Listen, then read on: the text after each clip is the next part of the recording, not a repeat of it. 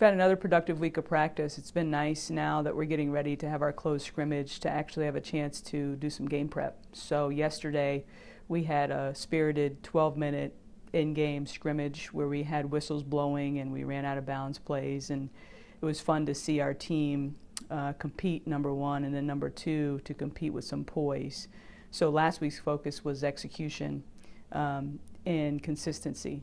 This week we're starting to talk about people defining their own roles, and so we've talked candidly. We've been very conservative as coaches in terms of telling players where they can and cannot shoot the basketball, and so our philosophy in doing that is encouraging our players to get in the gym after practice or before practice with coaches, off days without coaches, and make shots that they would hope to be able to be called upon to make in games. And so we've put a lot of the responsibility on our players to define their own roles.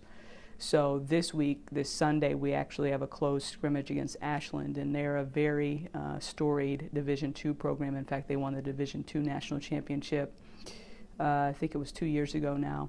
And so we'll have a litmus test on Sunday against someone else, which we're really excited about. And that will take us into our captains' meetings next week. We do kind of a multifaceted process here where we have written applications, in-person interviews, and then a team vote for captains. So by the end of next week, I'll be able to share our leadership group with you.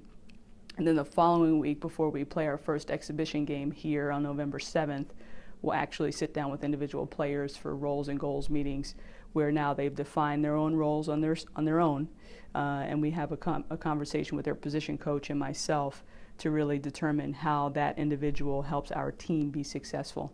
So we're getting to the good part of the season, and it'll be fun to finally get out in our uniforms and get in front of our fans.